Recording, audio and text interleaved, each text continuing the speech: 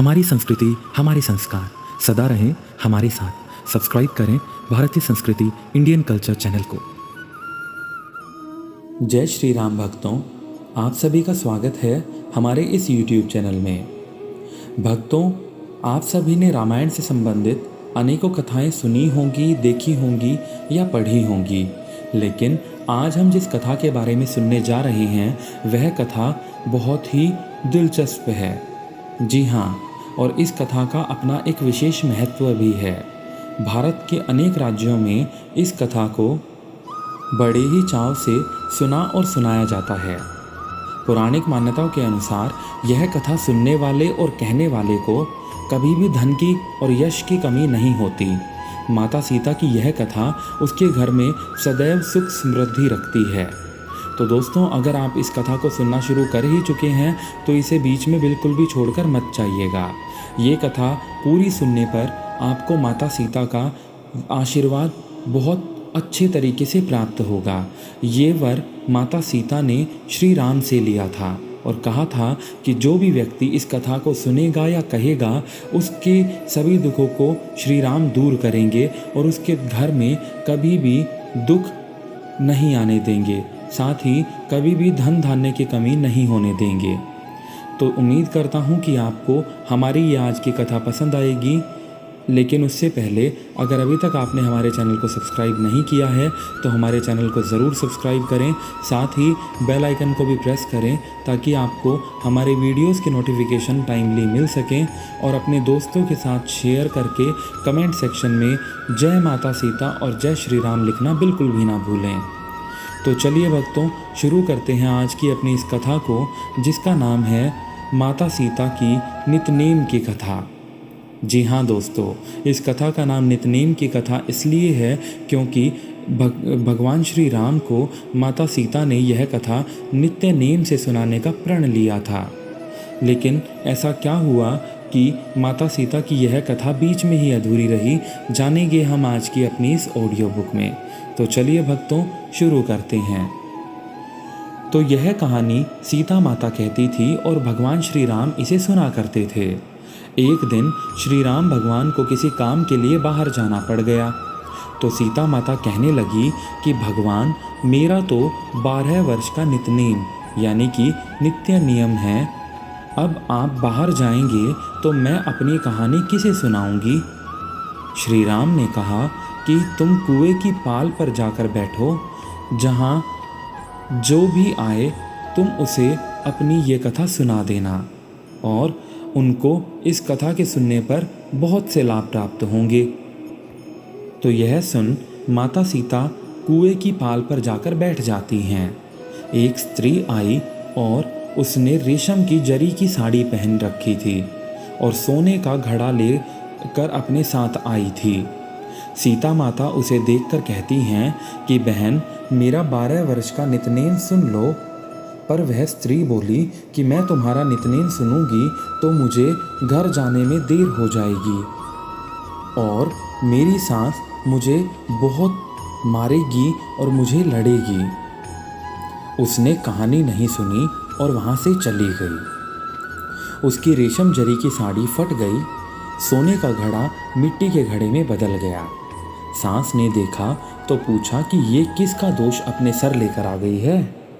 बहू ने कहा कि कुएं पर एक औरत बैठी थी, उसने कहानी सुनने के लिए कहा, लेकिन मैंने नहीं सुनी, जिसका यह फल मिला।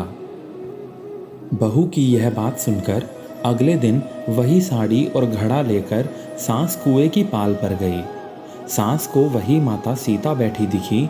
माता सीता ने कहा कि बहन, मेरी कहानी सुन लीजिए। सास बोली कि एक बार छोड़, मैं तो 4 बार सुनूंगी तेरी कहानी।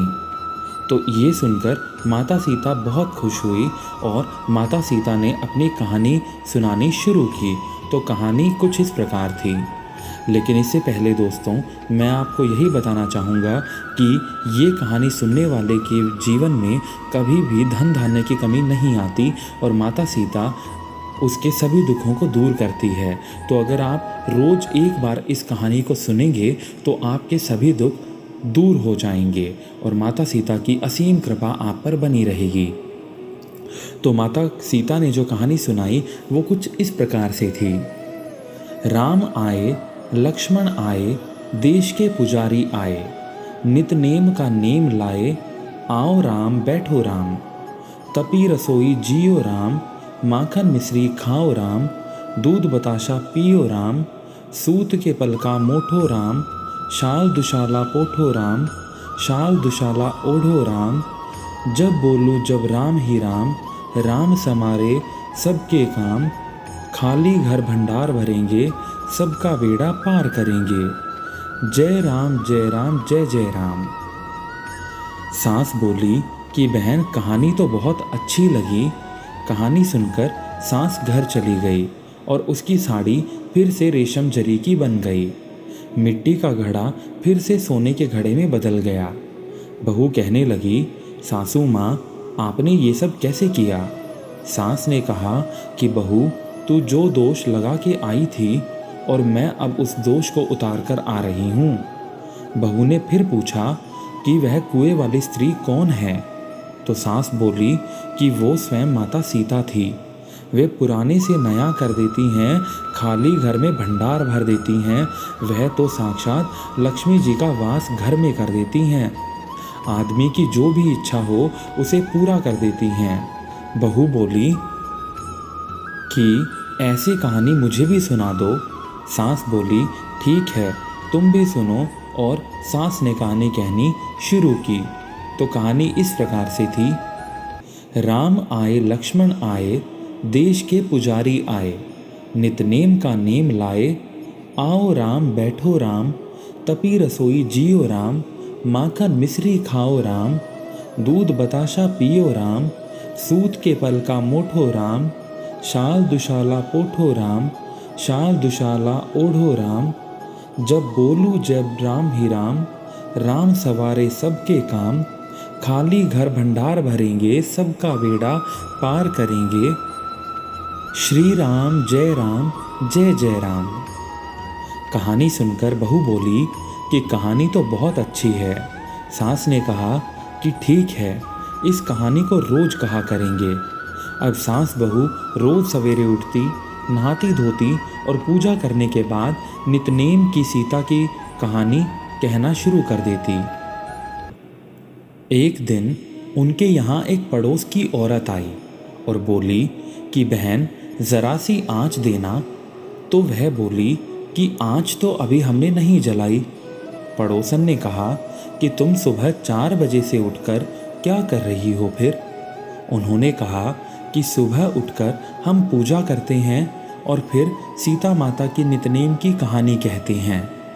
पड़ोसन ने उनकी बात सुनकर फिर कहा कि सीता माता की कहानी, ये कहने में तुम्हें क्या मिला? वे बोली कि इनकी कहानी कहने से घर में भंडार भर जाते हैं, सारे काम सिद्ध होते हैं, मन की इच्छा भी पूरी होती है। पड़ोसन कहती है कि बहन ऐसी कहानी तो मुझे भी सुना दो फिर। वह बोली कि ठीक है, तुम भी यह कहानी सुन लो। तो सासू माँ ने एक बार फिर वही कहानी सुनानी शुरू की, जो कुछ इस प्रकार से थी। तो दोस्तों इस कहानी को इस बार आप भी साथ में ज़रूर दोहराएं।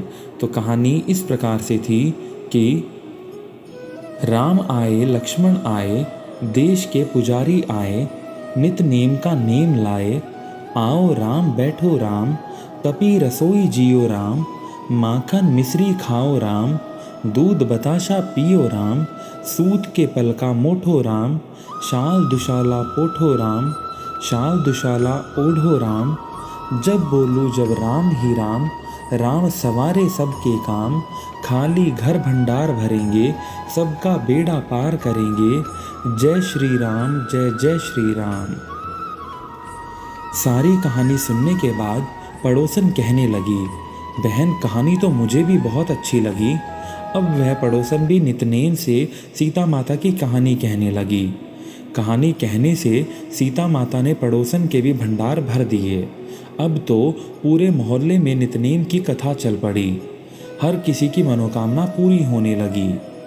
हे माता सीता, जैसे आपके उनके भंडार भरे, वैसे ही आप हमारे और इस कहानी को सुनने वाले सभी भक्तों के भंडार भरना, कहानी सुनने वाले के भी और कहानी कहने वाले के भी। तो इस प्रकार से ये कहानी ख़त्म होती है दोस्तों। उम्मीद करता हूँ कि आपको हमारी आज की कहानी बेहद पसंद आई होगी, और सिर्फ इतना ही कि अगर आप इस कहानी को रोज़ दिन में 1 बार 2 बार या जितनी भी बार आपको समय लगे अगर सुनते हैं तो माता सीता की असीम कृपा आप सभी पर बनी रहेगी। और भारतीय मान्यताओं के अनुसार उत्तर प्रदेश, बिहार, हिमाचल प्रदेश और हरियाणा के अनेक ज़िलों में आज भी यह कथा सीता जयंती के चाव में सुनाई जाती है। तो दोस्तों, उम्मीद करता हूँ कि आपको हमारी आज की ऑडियो बुक पसंद आई होगी। अगर आपको ये ऑडियो बुक सच में पसंद आई तो इसे लाइक, अपने दोस्तों के साथ शेयर और चैनल सब्सक्राइब करने के साथ साथ बेल आइकन को भी ज़रूर प्रेस करिएगा, ताकि आपको हमारी वीडियोस की सभी नोटिफिकेशन मिलती रहें। और कमेंट सेक्शन में बिल्कुल भी लिखना मत भूलिएगा। जय माँ सीता, जय श्री राम, जय सिया राम, जय जय सिया राम।